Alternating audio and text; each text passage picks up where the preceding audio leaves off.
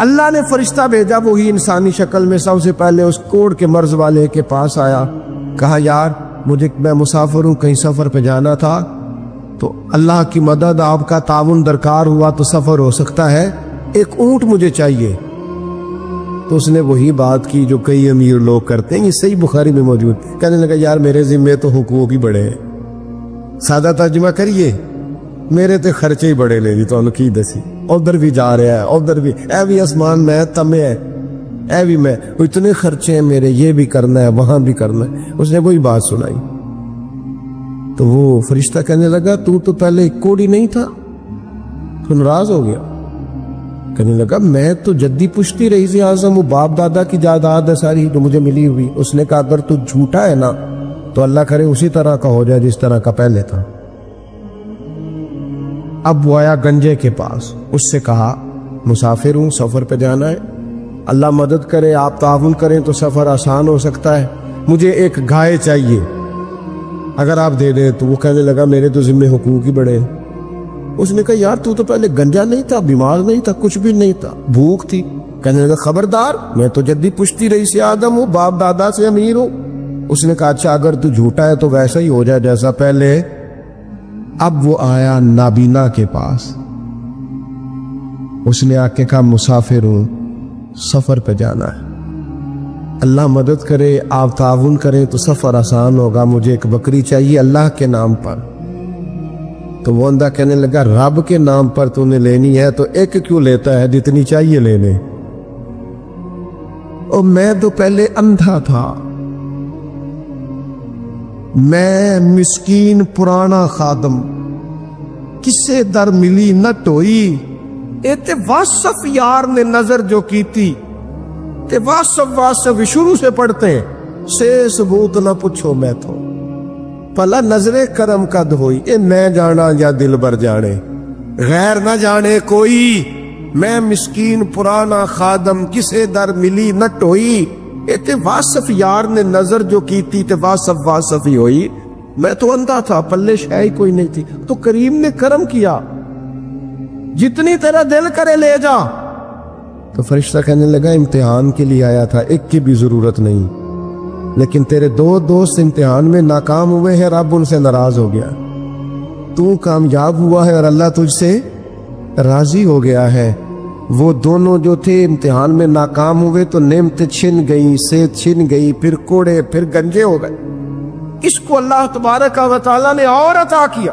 زوال نعمت کب ہوتا ہے؟ جب لوگ راہ خدا میں خرچ نہیں کرتے، غریب کا، مسکین کا، لاچار کا خیال نہیں رکھتے۔ جیسے جیسے پیسے آتے جاتے ہیں ذاتی خرچے بڑھتے جاتے ہیں، ذاتی معاملات ہی بڑھتے جاتے ہیں، آہستہ آہستہ لوگ کہتے ہیں خود جی آپ کو پتہ ہے نا پھر ہمارا گھر بڑا وسیع ہے تو بڑے مسئلے ہیں تو بڑے خرچے ہیں تو بڑی چیزیں ہیں۔ بھائیو، زوال نعمت کے معاملے میں اپنے رب کا خوف پیدا کریں، اللہ سے ڈرے ہر وقت۔ جب تک نعمتیں نہیں نہ ہوتی گزارا ہو جاتا ہے، اگر ملنے کے بعد چھن جائیں تو پھر تکلیف بہت زیادہ ہوتی۔ تو زوال نعمت سے بچنے کے لیے تکبر سے بچیں، ناشکری سے بچیں، ناقدری سے بچیں، اور پھر صرف اپنا حق سمجھنے سے بچیں۔ اسے پانٹیں، عاجزی میں رہیں، شکر میں رہیں۔ آپ محسوس کریں گے کہ لئن شکرتم لازیدنکم، اگر شکر ادا کرو گے تو میں نعمتوں میں اضافہ کر دوں گا، نعمتیں محفوظ بھی ہو جائیں گی، ان میں اضافہ بھی ہوگا۔ ہر وقت نبی کریم شکر ادا کرتے، ہر وقت صحابہ اور اہل بیت مقام شکر پر فائز رہتے۔ یہ مقام شکر انسان کو زوال نعمت سے بچاتا ہے۔ اپنے آپ پر غور کریں، اگر کوئی بھی نعمت موجود ہے، وہ اولاد کی صورت میں ہے، وہ صحت کی صورت میں ہے، وہ بہن بھائی، ماں باپ، دوست احباب، بیوی بچوں کی صورت میں، جو بھی انعام اللہ کے موجود ہے، اس میں کبھی تکبر کا شکار نہ ہو، خود پسندی کا شکار نہ ہو، کبھی کوئی ایسا کام نہ کرے جس سے اللہ تعالیٰ کی ناراضگی کا موجب بنے۔ اللہ تبارک و تعالیٰ ہمیں عمل کی توفیق عطا کرے۔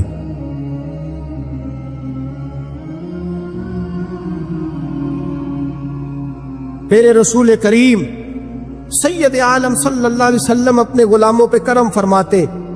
شاہ ولی اللہ محدث دہلوی ہندوستان میں جتنے مکاتب فکر ہیں سب کے متفقہ پیشوا ہے شاہ ولی اللہ، جو بھی کسی مکتبہ فکر سے تعلق رکھتا ہے شاہ ولی اللہ صاحب سے اس کا سلسلہ حدیث ملتا ہے۔ شاہ ولی اللہ صاحب کہتے ہیں میرے ابا جی شاہ عبد الرحیم محدث دہلوی بیمار ہو گئے، ساری زندگی نبی پاک کا دین پڑھایا، ساری زندگی حضور کے فرمان سے لوگوں کو آگاہ کیا، قرآن و سنت کا درس دیا، فالج ہو گیا، لوگ باتیں کرنے لگے۔ کہتے ہیں میرے والد صاحب کہتے ہیں میں رونے لگا کہ یا رسول اللہ میں کسی اور کا تو نہیں، میں تو آپ کا ہوں، نظر کرم ہونی چاہیے۔ فرماتے ہیں میرے والد گرامی کہ اچانک میرے گھر میں روشنی پھیلنے لگی، خوشبو آنے لگی، اور میرے استاد گرامی شاہ عبد العزیز محدث دہلوی خواب میں آئے، کہنے لگے عبد الرحیم یہ چارپائی سیدھی کر، جس طرف تیری چارپائی کے پیر ہے یہ دروازہ اس طرف کھلتا ہے، جلدی سے سائڈ بدل۔ کہتے ہیں میں نے فٹافٹ شاگردوں سے کہا سائڈ بدل دی۔ میں نے کہا استاد جی کیا ہونے لگا ہے؟ کہنے لگے تیرے گھر میں رسول اللہ تشریف لا رہے ہیں، نبی پاک کی جلوہ فرمائی کا وقت ہے۔ انفاس العارفین میں شاہ ولی اللہ میں نے اس آدمی کی بات چھیڑی ہے جو سب کے متفقہ ہے۔ کہتے ہیں اندر آئے، نور آیا، روشنی آئی، خوشبو آئی۔ شاہ عبد الرحیم صاحب کہتے ہیں میں کیا دیکھتا ہوں، مصطفیٰ کریم آئے ہیں، ایک طرف ابو بکر صدیق ہے، دوسری جانب مولا علی شیر خدا ہے۔ فرماتے حضور تشریف لائے، اپنا کوئی ملے تو دکھ سارے یاد آ جاتے ہیں۔ کہتے ہیں وہ بیماری کا دکھ، ایک تنہائی، ایک غربت، ایک بیماری، ایک بڑھاپا، ایک لوگوں کے تانے، حضور کو دیکھا نا تو میرے آنسو دریا کی طرح بہے۔ کہتے ہیں رسول پاک میرے قریب آئے، میں فالج زدہ تھا، اٹھ نہیں سکتا تھا، چارپائی پہ بیٹھے بیٹھے میں نے حضور کے سینے پہ سر رکھ دیا اور رونے لگا، میرے آنسو حضور کے کرتے پہ گرنے لگے۔ کہتے ہیں نبی پاک کی داڑھی مبارک میرے چہرے سے لگنے لگی۔ اتنی تسلی دی محبوب نے، اتنی تسلی دی کہ فرماتے اگلے پچھلے سارے غم ہی میں بھول گیا، مجھے لگا کہ دنیا کا خوش قسمت خوش نصیب شخص میں ہوں اور مجھے فرشتے جن اور انسان سلامی دینے آ رہے۔ شاہ عبد الرحیم صاحب کہتے ہیں جہاں جہاں درد تھی نبی پاک نے دستے شفا پھیرنا شروع کیا۔ کہتے ہیں ہاتھ حضور کا لگتا گیا، شفائے اللہ عطا فرماتا گیا۔ فرماتے شفائیں دوڑ گئی، خوشبویں پھیل گئی، طاقتیں آ گئی۔ فرماتے حضور نے تھبکی دی، کہا بس کر دے میں آج ہو گیا ہوں، میں آج ہو گیا ہوں۔ تسلی دی مصطفیٰ کریم، تسلی۔ خواب میری وچ آیا ماہی، میں او دے گل وچ پا لئیاں باواں، پھر ڈر دی ماری اکھ بھی نہ کھولا کتے پھر وچھڑ نہ جاواں۔ چر ہویا مینوں ترلے لیندیاں، کدی موڑ میرے ول واگاں۔ خواب میری وچ ایک وار دیا میں ساری عمر نہ جاگا۔ کہا نبی پاک بس کرنا آج ہو گیا ہو۔ کہتے میرا دل کیا کہ حضور جا رہے ہیں تو کوئی تحفہ ہی عطا کر دے، اور پھر دل کیا کہ کبھی حضور اپنی داڑھی کے 2 بال مبارک منہ مبارک دیتے تو میرے نصیب چمک جائے۔ کہتے میرے دل میں خیال تھا قربان جاؤں میرے رسول پاک نے یوں داڑھی پہ ہاتھ پھیرا اور 2 منہ مبارک اتارے، فرمایا چل یار فکر نہ کر تو رکھ لے۔ کہتے حضور نے مجھے دیے، اللہ کے حبیب جانے لگے، دروازے تک پہنچے تو میں نے اپنی چارپائی کو ٹٹولا تو بال ہی نہیں۔ میرے دل میں خیال آیا منہ مبارک کہاں گئے؟ کہتے نبی پاک نے رخ پھیرا اور حضور نے فرمایا تکیہ اٹھا کے دیکھ، میں نے تیرے تکیے کے نیچے رکھ دیے، تکیہ اٹھا کے دیکھ۔ فرماتے حضور چلے گئے، سویرے چنگا بھلا اٹھ کے چلنے لگا تو لوگ کہنے لگے یہ کرشمہ کیسے ہوا؟ میں نے کہا اس نے شفا دی ہے، جو شفا دینے والے کا محبوب ہے، جو شفا دینے والے کا، حضور علیہ السلام کا دست مبارک گرا ہے، شفا ہو گئی اور میں نے کہا دلیل یہ ہے کہ مصطفیٰ یہ اپنے 2 بال مبارک بھی دے گئے. یہ تو اعتراض کرنے والے فوراً کان کھڑے ہو گئے. عقل کو تنقید سے فرصت نہیں، عشق پر ایمان کی بنیاد رکھ. کہنے لگے یہ واقعی حضور کے 3 آ گئے. کہنے لگے واقعی. میں نے کہا جاؤ دھوپ میں لے کے جاؤ. کہتے وہ تینوں لے کے گئے. جب کمرے سے نکلے تو بادل کے ٹکڑے نے آ کے سایہ کر دیا. بادل کا ٹکڑا سایہ کرتا ہے. ایک مان گیا، 2 کہنے لگے جی اچانک ہو گیا. میں نے کہا دوبارہ جاؤ، 1 بار نہیں 2 بار نہیں 100 بار جاؤ. میں رسول اللہ کا نوکر ہوں، میں نوکری کر کے کھاتا ہوں، جھوٹ بول کے نہیں کھاتا. میں حضور کے نام پہ جھوٹ بولوں گا؟ اور جس کو نوکری کرنے سے وہ راج کے دے، اسے جھوٹ بولنے کی کیا ضرورت ہے؟ فرمایا وہ دوسری بار گئے، سایہ پھر ہوا، آ کے میرے قدموں سے لگ گئے، کہنے لگے آپ بالکل ہی سچ کہہ رہے ہیں. ایک اور جماعت آ گئی، کہنے لگے ہمیں بھی زیارت کرائیں. میں نے تالے میں رکھے ہوئے تھے، تالا کھولتا ہوں تو کھلتا ہی نہیں، کھولتا ہوں تو کھلتا ہی نہیں. کہنے لگے شاہ جی خیر تو ہے، کیوں نہیں کھلتا؟ تو میں نے نظر ڈالی، میں نے کہا تم میں کوئی ایسا تو نہیں جس پہ غسل فرض ہو؟ غسل فرض ہو. ایک بندہ گردن جھکا کہنے لگا حضرت غلطی ہو گئی، میں فٹافٹ آ گیا، نہ آ نہیں سکا. میں چل نکل مجمع سے.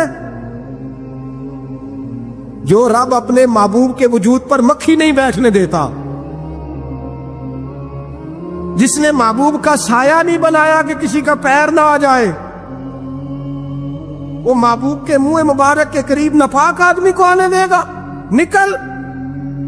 کہتے مجمع سے نکلا، میں نے چابی لگائی تو تالا فوراً ہی کھل گیا.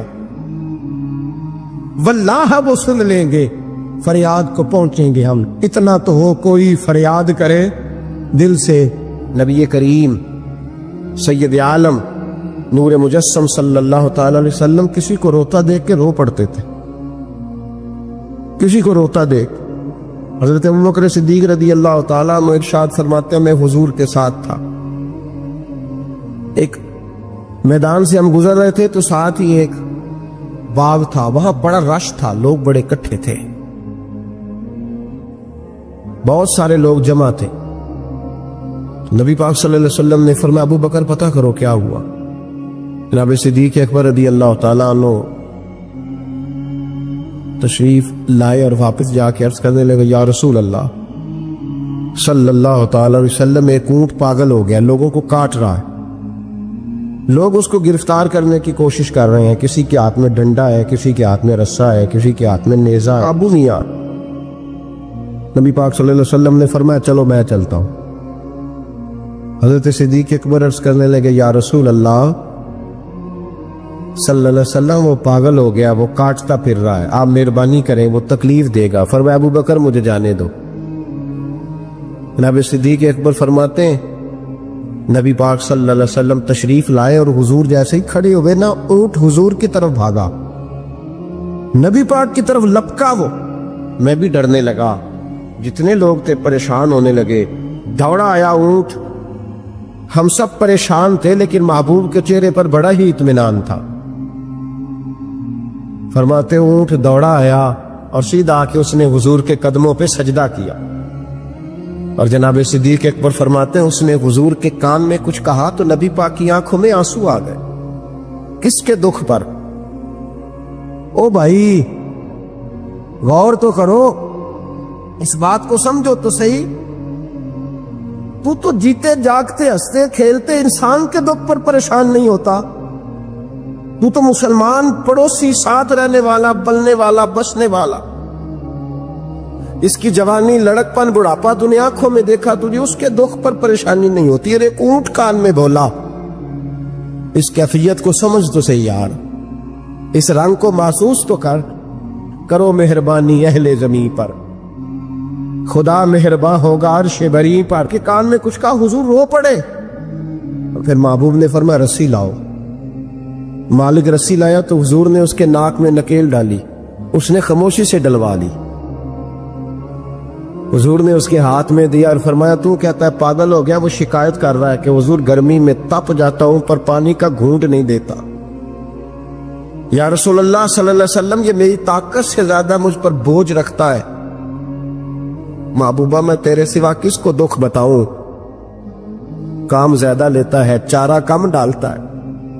او بھائی، میرے محبوب پاک سید عالم صلی اللہ علیہ وسلم نے ہمیں جو مزاج عطا فرمایا وہ تو اس طرح کا ہے کہ جانور کو بھی دکھ ہو تو محبوب پاک کو تکلیف ہوتی ہے۔ صحابہ فرماتے ہیں کہ دو آدمی گھوڑے پہ بیٹھے تھے، غور کرنا میری بات پر، دو آدمی گھوڑے پہ بیٹھے، کدھر سے آ رہا ہے کدھر سے جا رہا ہے، رستے میں ملاقات ہوگی تو گھوڑوں پہ بیٹھے آپس میں باتیں کر رہے ہیں، شروع نہیں کر دیتے گفتگو لوگ۔ ہمارے زمانے میں تو کوئی بندہ تھوڑا تگڑا ہو،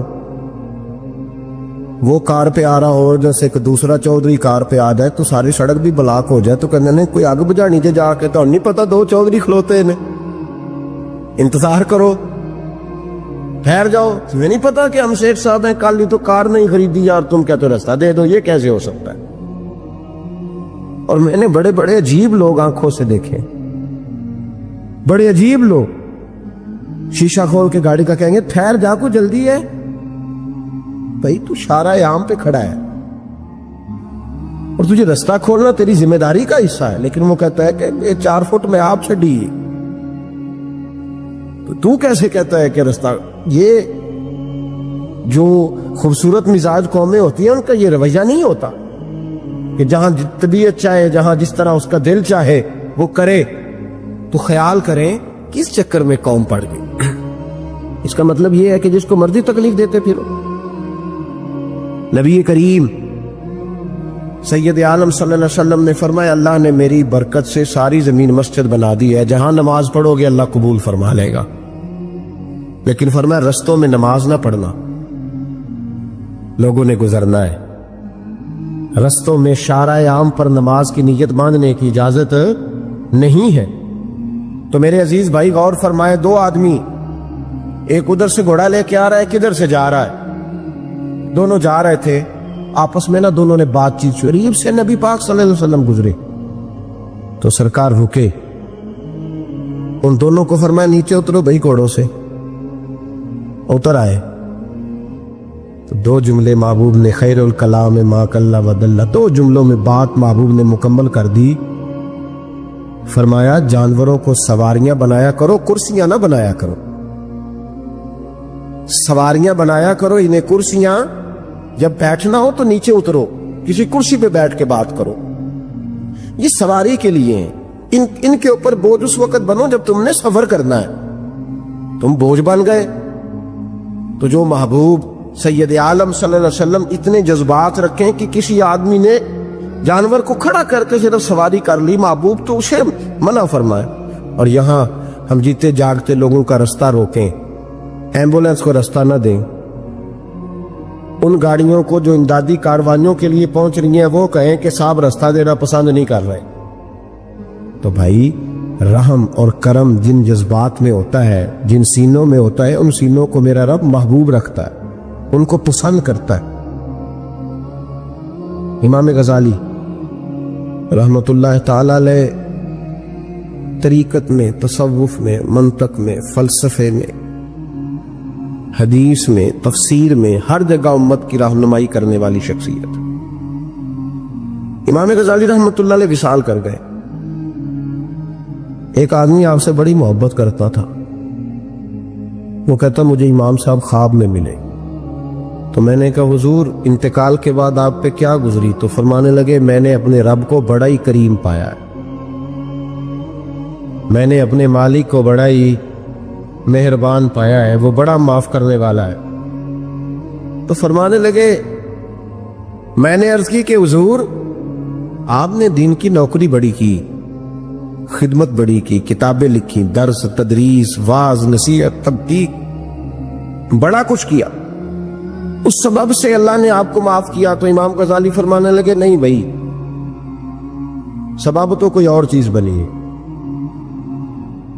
کہ وہ کیا؟ تو امام صاحب فرمانے لگے میں ایک دن تحریر لکھ رہا تھا تو اپنا قلم میں نے سیاہی میں ڈبویا، گرمی بڑی شدید تھی. جب اس قلم کو میں لکھنے کے لیے اٹھا رہا تھا نا تو ایک مکھی آ کے بیٹھ گئی اور وہ سیاہی چوسنے لگی. میرے دل میں خیال آیا بیچاری پیاسی ہے, چلو اچھے طریقے سے چوس لینا, اس کی گرمی تھوڑی ٹھنڈی ہو جائے گی تو میں دوبارہ سے سیاہی لگا لوں گا. فرماتے میں نے اسے وہ موقع دیا, اس نے اچھے طریقے سے اس سیاہی کو پی لیا. وہ تو اڑ گئی, بات ختم ہو گئی, میں بھول گیا, کبھی یاد ہی نہیں آیا. فرماتے ہیں جب میرا حساب ہونے لگا تو مالک کونین نے پوچھا غزالی وہ جو مکھی پہ رحم کیا تھا تو تیرا اس سے کیا لالچ تھا؟ کیا لالچ تھا؟ نہ تو اس کا کوئی ووٹ بینک تھا, نہ تیرے کام آ سکتی تھی, نہ وہ کوئی ڈیوٹی کر سکتی تھی, نہ تیرے کوئی وہ تیری تعریف کر سکتی. اس بے زبان سے کیا لالچ تھا, کیوں موقع دیا؟ تو امام غزالی فرمانے لگے مولا تیری مخلوق سمجھ کے, اللہ تیری مخلوق سمجھ کے. تو رب کریم نے فرمایا تو میری مخلوق پہ رحم کرے تو میں تیرے اوپر رحم نہ کروں؟ کھول دو جنت کے دروازے, میں نے غزالی کو بے حساب جنت عطا فرما دی. بھائی شرط یہ ہے کہ تو دیکھ تو صحیح, کبھی تو نے رحم کھایا, تو نے کبھی توجہ کی ہے؟ ہمارے دائیں بائیں اتنے زیادہ دکھ نہیں جتنے زیادہ ہم لوگ ہیں, اتنے دکھ نہیں جتنے ہم ہیں. اگر تھوڑا سا غور کر, آپ یقین کریں ہماری گفتگو ہماری ذات سے شروع ہوتی ہے اور ختم بھی ہماری ذات پر ہی ہوتی ہے. او بھائی تو صرف اپنے آپ کو سجانے سنوارنے جو میرے ذہن میں آیا, اور یہ جو ہمارے تعلقات ہیں نا دنیا میں, یہ بھی ہم نے اپنی ذات کے لیے رکھے ہوئے. یہاں تو سلام اس سے لوگ لیتے ہیں جس سے کوئی کام پڑتا ہے, یہاں تو 2 4 5 رشتے اس لیے رکھے ہوئے ہیں کہ کبھی کوئی مصیبت آ گئی تو کام آئیں. کچھ تعلقات اس لیے تو غریب کو دوست بھی نہیں ملتا, اس لیے کہ اس سے کسی کو کام کیا پڑے گا. لوگوں نے شناسائی بھی ان لوگوں سے رکھی ہوئی ہے جن سے کچھ نہ کچھ ان کے ذاتی مفادات میں بسے. دل نرم ہوتا ہے نا, انسان کا دل نرم ہوتا ہے, تو وہ یہ نہ سمجھے کہ ایک آدمی کا دل نرم ہوا ہے, وہ سمجھے کہ پورے معاشرے پہ اللہ مہربان ہو گیا. دلوں کی نرمی معاشرے میں خوشبو پیدا کرتی ہے, دلوں کی نرمی گھر بساتی ہے, دلوں کی نرمی انسانوں کا انسانوں سے رشتہ مضبوط کرتی ہے, دلوں کی نرمی انسانوں کو انسانوں سے بھی جوڑتی ہے اور انسانوں کو ان کے رب سے بھی جوڑ دیتی ہے. دل جب نرم ہوتے ہیں تو پھر معاشرے کے اندر پیار پھیلتا ہے, محبت پھیلتی ہے, مساوات قائم ہوتا ہے, تعلقات مضبوط ہوتے ہیں. اس لیے دل صحابہ کرام میں سے اگر کسی کا دل سخت ہوتا تھا تو وہ نبی پاک کی بارگاہ میں حاضر ہو کے دعا پوچھتا تھا. حضرت عائشہ صدیقہ نے کہا یا رسول اللہ صلی اللہ علیہ وسلم دل سخت ہو گیا, تو فرمایا یتیم کے سر پہ ہاتھ پھیرا کر, دل کو اللہ نرمی عطا فرما دے گا. ایک صحابی نے عرض کی حضور دل سخت ہو گیا, تو نبی پاک نے فرمایا موت کو یاد کیا کر, تیرا دل نرم ہو جائے. ایک نے کہا حضور میرا دل زنگ آلود ہو گیا, تو محبوب نے فرمایا قرآن پاک کی تلاوت کیا کر. دلوں کا زنگ اللہ, تو یہ بہت بڑی بیماری ہے. اگر دل میں سختی آ جائے, انسان سخت گیر ہو جائے, لالچ کے رشتے قائم کرنے, تو بیمار ہو گئے. صحابہ اس کا علاج پوچھتے تھے, عرض کرتے تھے یا رسول اللہ اندر سختی آ گئی ہے, زنگ آلود ہو گیا مزاج, کوئی دعا تجویز کریں. تو محبوب دعا بتلایا کرتے. تو یاد رکھیں ہمارے جو ماتحت لوگ ہیں نا, ماتحت, ان کے بارے میں اپنا رویہ ٹھیک کریں. جن لوگوں کو اللہ تعالیٰ نے پیسے دیے ہیں نا, یا مالک نے انہیں کوئی عہدہ دے دیا ہے, یا ان کے پاس کوئی 10 20 50 200 لوگ کام کرتے ہیں, وہ تھوڑا سا سوچیں کسی وقت بیٹھ کے کہ میں آج ایک فیکٹری کا آنر بن کر اور ایک ادارے کا سربراہ بن کے بیٹھا ہوا ہوں, اگر کل مجھے وہاں کھڑا ہونا پڑ جائے جہاں مزدور کھڑے ہیں, تو پھر میرا حال کیا ہو. وہ جو اپنے ماتحت کے ساتھ ہمارا رویہ نا, یعنی حکم چلانے کا ایک مزاج ہے. میں ایک دفعہ ایک بڑی محفل نعت میں مہمان خصوصی بنا لیا گیا, تو میں نیچے اتر رہا تھا, تو کوئی صاحب تھے اس محفل میں جو کسی خاص نشست پر وہ بھی بٹھائے گئے تھے, اور میرے ساتھ وہ باتیں بھی کر رہے تھے. باتیں کیا کرنی ہوتی ہیں, بعضوں کا زیادہ مسئلہ تو تصویروں کا ہوتا ہے, تو بھی چل رہی تھی اور نظام چل رہا تھا آگے آگے. تو میں جب نیچے اترا تو ایک غریب آدمی میرے گلے میں پھولوں کا ہار ڈال کے کہنے لگا بیر صاحب میں بھی سینہ ملا لوں. تو ان سے سینہ جو ملا تو میرے کان میں کہنے لگے وہ جو آپ کے ساتھ کان میں ہنس ہنس کے باتیں کر رہا تھا، محفلیں بڑی بڑی کراتا ہے، اسے کو مزدوروں کا حق بھی صحیح ادا کیا کرے۔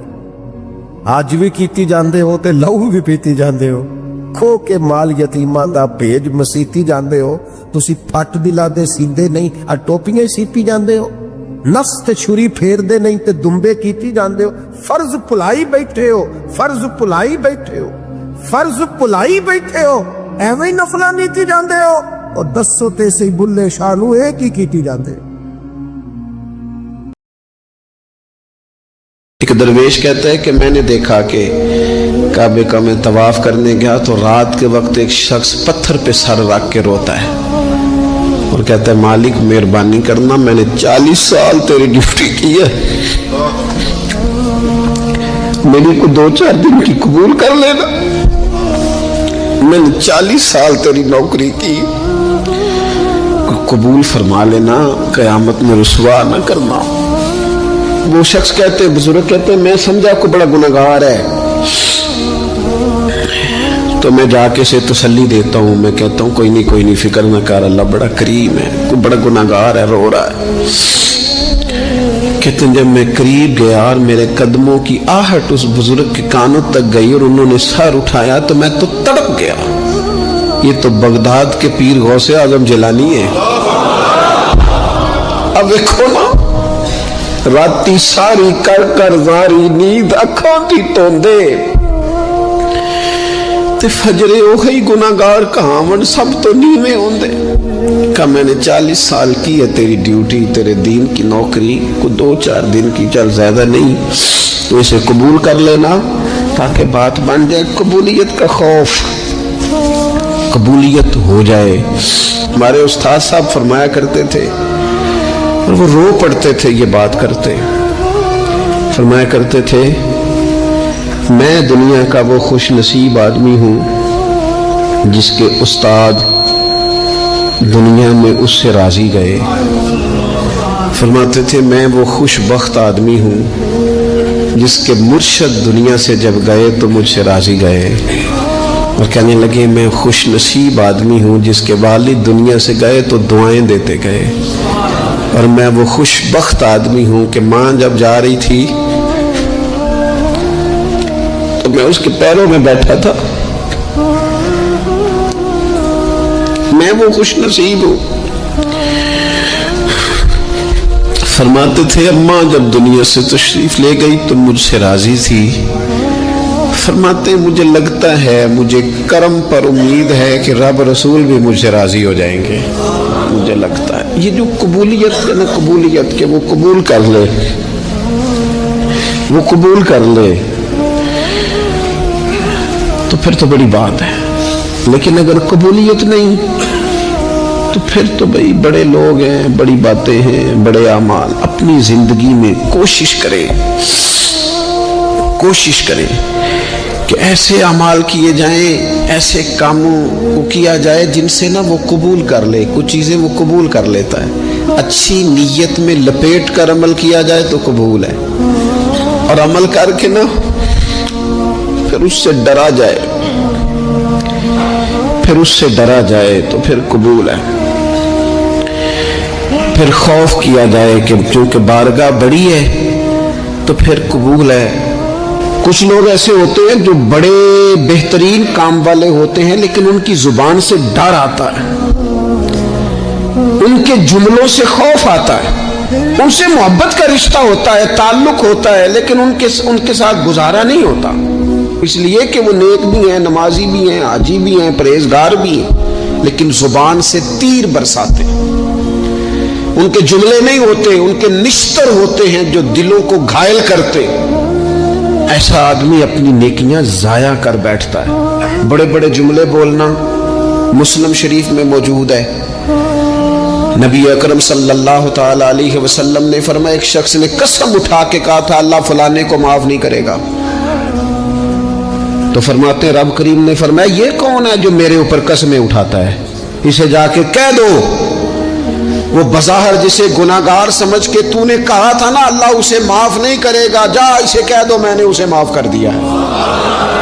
اور یہ جو تو حاجی نمازی نیک پرہیزگار بنا پھرتا تھا اور قسمیں اٹھاتا تھا رب فلانے کو معاف نہیں کرے گا، اسے کہو تیرے سارے عمل برباد کر دیے، نئے سرے سے عمل کرنا شروع کر، تیری ساری پچھلی نیکیاں ضائع کر دی۔ تو کون ہوتا ہے قسمیں اٹھا کے کہنے والا، زبان کو کنٹرول نہ رکھنے والا میرے بندوں کے بارے میں؟ اور ٹھیک ہے آپ داڑھی والے ہیں، ٹھیک ہے آپ پگڑی والے ہیں، ٹھیک ہے آپ مسواک کرتے ہیں، ٹھیک ہے آپ نماز پڑھتے ہیں، لیکن علم پڑھے دا مان نہ کریے مت آکھی میں پڑھیا، او تے جبار کہار کہاوے متے روڑ دیوی دودھ کڑیا۔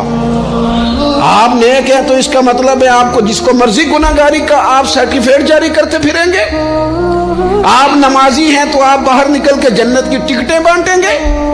آپ سخی ہیں تو آپ کہتے پھریں گے فلانا دیتا کچھ نہیں، فلانا بانٹتا کچھ نہیں؟ کس نے اختیار دیا؟ اللہ کے بندوں پر جرت کا اختیار کس نے دیا؟ وہ جی فلانا اگر بخشا گیا تو میں بھی بخشا جاؤں گا، یہ بات کرنے کی اجازت کس نے دی؟ فلاں قوم اگر جنت میں چلی گئی تو پھر ہم نہیں روکے جائیں گے؟ اتنی بڑی جرت، اتنی بڑی بات! تو کون ہوتا ہے رب کی جنت اور کے بارے میں فیصلے کرنے والا؟ ایک ذات ہے جو کسی کے لیے جنت کا فیصلہ کرتی ہے اور کسی کو دوزخ کی سزا سناتی ہے، وہ مدینے والے رسول کی ذات ہے۔ باقی کسی کو یہ حق حاصل نہیں ہے کہ وہ کسی کے بارے میں یہ فیصلہ کرے کہ اللہ اسے معاف نہیں کرے گا۔ تو کون ہوتا ہے؟ تیری حیثیت کیا ہے؟ وہ پیر ہو، وہ مولوی ہو، وہ مفتی ہو، وہ کوئی بھی ہو، رب سب پر کرم فرمانے والا ہے۔ کسی کو اجازت نہیں کسی کے بارے میں یہ ڈگری جاری کرنے کی، کسی کو اجازت نہیں۔ لہذا یہ کمزور باتیں کرنا، یہ کچی باتیں کرنا اور جناب نیکی کر کے تو پھر بڑے بڑے بول بولنا کس نے اجازت دی؟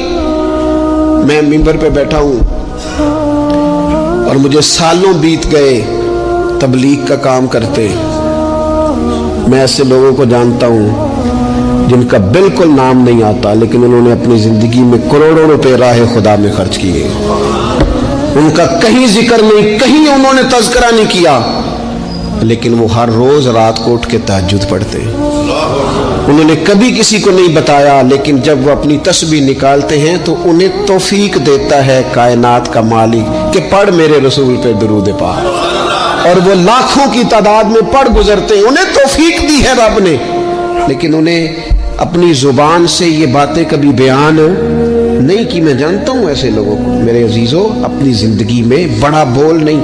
ایک بڑی نیک خاتون ہے، پاک باز ہے، حضور علیہ السلام کی بارگاہ میں حاضر ہے، تو انہوں نے صرف اتنا لفظ کہہ دیا کہ یہ فلانی بی بی کا قد چھوٹا ہے، حالانکہ یہ کوئی بڑی بات نہیں، لوگ کہہ دیتے ہیں۔ اور ہمارے ہاں تو جب کوئی تنقید کرنے پہ آتا ہے تو جو من میں آتا ہے کہہ دیتا ہے، یہ جی اس بی بی کا قد چھوٹا ہے، اتنے لفظ کہہ دیے۔ تو نبی اکرم صلی اللہ تعالی علیہ وسلم نے فرمایا یہ جو تم نے بات کی ہے نا، اگر تمہارے یہ جملے میں میٹھے پانی والے سمندر میں ڈال دوں تو وہ سمندر کڑوا ہو جائے گا۔ تم نے کسی پر تنقید کی، کسی کے قد پر اعتراض کیا، یہ تعلیم امت کے لیے حضور نے بات ارشاد فرمائی، ورنہ وہ خاتون ان کی تو بڑی عظمت ہے، لیکن رسول اللہ صلی اللہ تعالی علیہ وسلم نے ہمیں بتایا، ہمیں سمجھایا، ہمیں سکھایا کہ تم اپنے بول کی وجہ سے، اپنے لفظوں کی وجہ سے اپنی نیکیاں ضائع نہ کر بیٹھنا، دعوے نہ کرتے پھرنا زندگی میں کہ میں نے یہ کر دیا، میں نے وہ کر دیا، میں نے بڑے انقلاب برپا کر دیے، او جی اللہ کا فضل ہے جی، اللہ نے بڑی توفیق دی ہے جی، ڈیرے پہ بڑے لوگ روٹی کھاتے ہیں جی، دسترخوان میں نے لگایا ہوا ہے جی، فلانے کے ساتھ بھی میں، او بس کر یار، تو کسی کو کیا دے سکتا ہے؟ یہ دیکھ تو دینے والا تو کریم رب ہے، تو 100 کو دے کے 200 کو دے کے بتاتا ہے، وہ پتہ نہیں کس کس کو عطا فرماتا ہے۔ حضرت ابراہیم خلیل علیہ السلام بغیر مہمان کے روٹی نہیں کھاتے تھے۔ ایک دن مہمان آیا، یہ نبیوں کی شان ہے، پیغمبروں کی شان ہے۔ ایک دن مہمان آیا تو فرمانے لگے بسم اللہ پڑھ، وہ کسی اور نظریے کا تھا، نہ پڑھ سکا، فرمانے لگے جا کہیں اور روٹی کھا لے، اگر نہیں پڑھتا تو اٹھ کے چلا گیا۔ تو رب کریم نے فرمایا خلیل کتنی عمر ہو گئی اس بندے کی؟ مالک بوڑھا ہو گیا ہے، فرمایا اس نے کبھی میرا نام نہیں لیا، میں نے تو ٹکر کبھی بند نہیں کیا، میرے نے کبھی بند کیا، میں تو دیتا ہوں، عطا کرتا ہوں۔ یہاں لوگ کہتے ہیں جا تیری تنخواہ کاٹی گئی، یہاں لوگ کہتے ہیں جا تیرے اتنے دن کے فلاں معاملات ختم ہو گئے، جا نکل ادھر سے، میں دیکھتا ہوں کون تجھے روٹی پہ رکھتا ہوں، بس کر، واللہ خیر الرازقین، رزق دینے والا اور بہتر دینے والا میرا رب کریم ہے۔ اس لیے بڑے جملے نہیں، میرے نبی اکرم صلی اللہ تعالی علیہ وسلم نے فرمایا بے شک بڑے بول اور بری عادتیں تمہارے نیک اعمال کو اس طرح بگاڑ دیتی ہیں جس طرح سرکہ شہد کو بگاڑ دیتا ہے۔ لہذا میرے دوستو، عمل کرنا ہے پھر اسے چھپانا ہے، کیونکہ جس چیز کو بندہ چھپاتا ہے نا اسے قیمتی سمجھتا ہے۔ میرا دل کرتا ہے میں یہ بات روز کروں، مجھے پیاری بڑی لگتی ہے، روز کروں یہ بات۔